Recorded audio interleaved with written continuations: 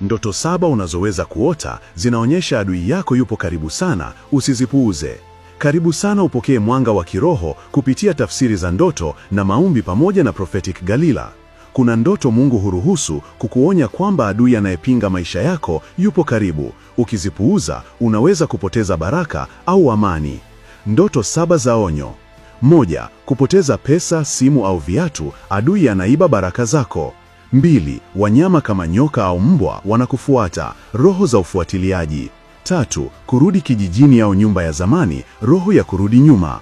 4. Kukimbizwa au kupigana, vita vya kiroho. 5. Kula usingizini, roho ya magonjwa na udhaifu. 6. Kutembea gizani, kupoteza mwelekeo wa kiroho. 7. Watu wa karibu kukusaliti, wivu na hila za karibu. Suluhisho: 1. Omba Zaburi 35 na 91 kila siku.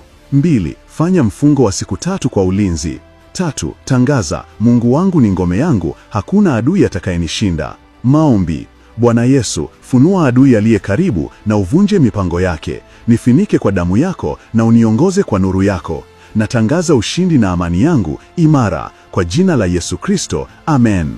Labda umekuwa ukiota ndoto hizi mara kwa mara na mpaka sasa hujapata majibu yake. Usibaki kimya.